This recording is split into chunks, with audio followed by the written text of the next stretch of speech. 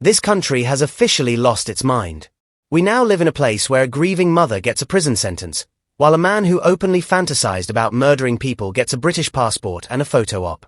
And the government expects you to nod along politely, shut up, and clap. No. Absolutely not. Because last night on GB News, the mask slipped. Not gently. Not subtly. It fell off and smashed on the floor. This was GB News, Lucy Connolly on the line, and a government so drunk on its own moral theatre it can't even see the hypocrisy dripping off the walls. And the story wasn't complicated. It wasn't nuanced. It was brutally simple. One rule for them. Another rule for you. We're told there's only one story around right now, and for once that's true. A man with a digital paper trail of bloodlust, racial hatred, and open celebration of murder is welcomed back into Britain like a returning war hero. Citizenship. Protection. Applause from the political class. And at the same time, Lucy Connolly, a mother whose world imploded after Southport, sits there with a 2.5-year sentence hanging over her for one angry tweet she deleted and apologized for almost immediately. Let that sink in. One tweet. One moment. Prison. While years of violent rhetoric get waved through immigration like a fast-track boarding pass. And then Reform Zia Yusuf posts something that detonates like a grenade.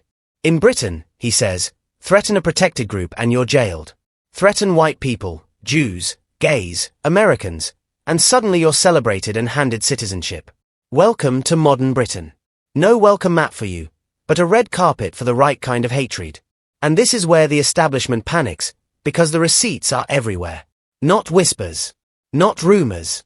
Tweets. Years of them. Celebrating the killing of Zionists. Calling random shootings of white men a useful lesson. Rejoicing when Jews die. Not edgy jokes. Not clumsy phrasing. Full-throated bloodlust. And we're told, straight-faced, that nobody knew. Nobody saw it. Nobody checked. My friend, if you believe that, I've got a bridge to sell you and it comes with citizenship too. Because Lucy Connolly's entire point, calmly delivered, cuts like a blade. She doesn't even argue for prison. She believes in free speech. She says it outright. But free speech cuts both ways, doesn't it? If her apology wasn't enough, why is his? Why does one sorry end in a cell and the other ends in Downing Street smiles? And that's when the phrase everyone dances around finally lands. To tire. Not whispered. Not hinted. Said out loud. Because how else do you describe it?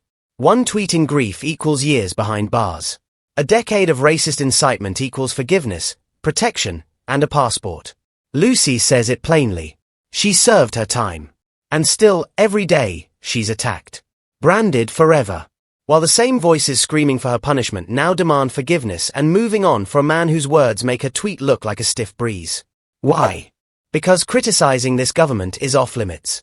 Because some people are untouchable. And then comes the theater. The celebrities. The lovies. The Instagram activists staring earnestly into cameras telling us how vital it was this man be welcomed home. As if they didn't know. As if nobody bothered to Google. As if years ago, awards weren't quietly yanked away when his tweets resurfaced. This isn't ignorance. This is selective blindness. Lucy Connolly nails it again. There's footage. Parliamentary records. Speeches acknowledging exactly why this man was imprisoned abroad. Online activity. Social media posts. Everyone knew. Pretending otherwise is an insult to your intelligence. And then, right on cue, the Prime Minister tweets. Carefully worded. Sanitized. Regretful. Distress acknowledged. Anti-Semitism condemned. And then that magic phrase politicians use when they want it all to go away. We are reviewing information failures. Information failures. Not judgment failures. Not moral failures. Not leadership failures. Just information. As if the truth accidentally slipped on a banana peel. Lucy's response is devastating in its simplicity. Someone has to be responsible. And it should be the man at the top. The job of government is to protect the public. Not import more problems and then act shocked when people object. And here's the part that really rattles them. Lucy says he doesn't deserve prison. But he absolutely does not deserve citizenship. And she's right. Go out tomorrow. Ask 1,000 people on the street. Not Twitter activists. Not celebrity panel shows. Real people. And see how many are thrilled about this man living next door. The answer will terrify Westminster. Because this isn't about left or right anymore. It's about fairness. It's about consistency. It's about a system that punishes emotional British citizens while bending over backwards for people who openly despise the country they're moving into. And when someone points that out, they're told to shut up. To be nicer. To be tolerant. To accept it. Or else. That's why this GB News segment mattered. That's why Lucy Connolly mattered. She wasn't shouting. She wasn't ranting. She was calmly holding up a mirror and saying, "Explain this."